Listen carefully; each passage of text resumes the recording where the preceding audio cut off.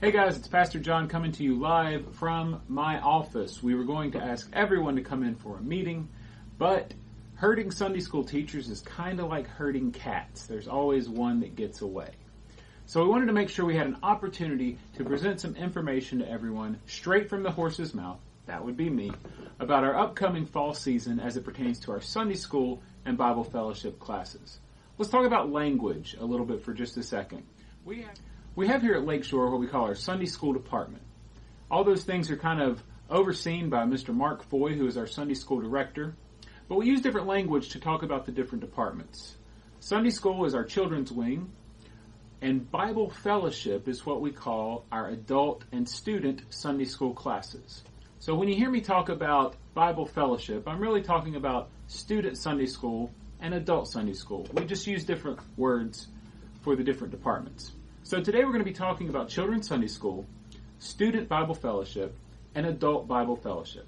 Those are those things, those classes, those studies that happen on Sunday mornings at 9:30 and 11 o'clock. Most importantly, we want to start off with a thank you, a word of appreciation. Each one of you plays a special part in not only molding the minds of our children, but also helping us through discipleship craft the worldview, the spiritual maturity of the children, the students, and the adults here at Lakeshore Baptist Church. You play a crucial role in discipleship. And for that, we are very grateful. We could not have a Sunday school department without all of our teachers that actively participate in this. We want you to know that you're appreciated, and we want you to know that your job is important. As you may have heard in church this weekend, or as you'll see in some of our upcoming publications and bulletins and newsletters, we are starting an initiative on September 10th called the Family 120 Challenge. This is an initiative that is going to encourage for a 6-week period for families to attend worship together and for families to attend Sunday school or Bible fellowship concurrently, basically asking parents to attend a Bible fellowship class as their children attend Sunday school, and then asking them together to attend worship together. We'll still have some options for the smallest kids that might not be ready for worship, but overall, we want everyone in worship together, and we want everyone participating in a Bible fellowship class or a Sunday school class. There's a couple of reasons for this. The primary reason is we know that adults who regularly engage in Sunday school classes, Bible fellowship classes, whatever you may call them, are more spiritually mature, they're more connected to the local church, and they're more likely to step out and engage others as a part of their faith.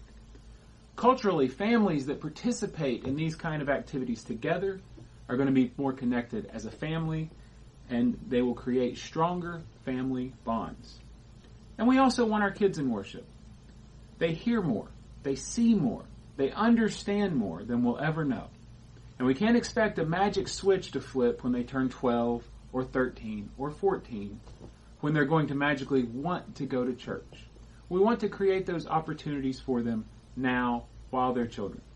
So the Family 120 initiative is basically a challenge for families to give us 120 minutes on Sunday morning instead of the typical 60. A challenge to not use the Sunday school as a children's church opportunity while the adults go to church and then everyone goes home. We want them to attend worship with their children. We want them to go to a class that runs concurrent with their children's Sunday school. That's the Family 120 initiative. We know everyone won't participate. We're not changing anything about our schedule. We're not changing any of the opportunities that are available. In fact, we're creating a few more. But we think that if we present this as a challenge and we tell people why, a lot of people will participate. It's a 6-week initiative, not a 6-week program. We don't want to end this after 6 weeks. We want people to create habits that they'll carry through for the rest of their lives. But we put a time frame on it because we know it's easier to get people to commit to something if you give them a start date and an end date. So that's what Family 120 is all about. You'll hear more about it in the next couple of weeks, and I would encourage you to talk it up. Encourage families, encourage others to be part of a Bible fellowship class and to be a part of worship. Now, the real reason we're contacting you today is because we want to let you know what your part is in this endeavor. Like we said before, Sunday school teachers, Bible fellowship teachers, you play a crucial role in the discipleship of this church, a crucial role in the spiritual and cultural worldview and development of this church. So we want to let you know how you can help.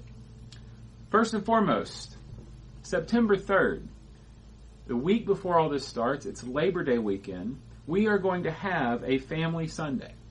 We will be having one combined service that day at 10 o'clock in the morning. No Sunday school, no Bible fellowship, just one opportunity to get together collectively as an entire church.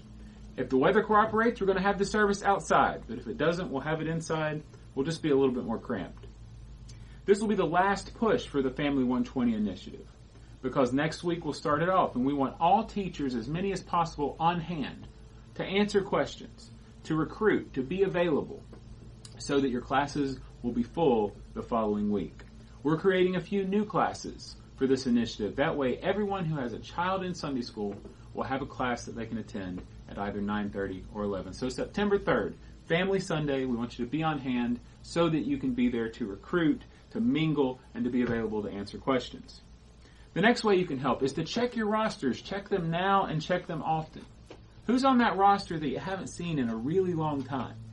Maybe they need contacted, or maybe they need turned over to a different teacher. Maybe they popped into your class for a couple weeks 3 years ago, and you know they have no intention of coming back. Maybe someone else needs to contact them because a different class is better suited for them.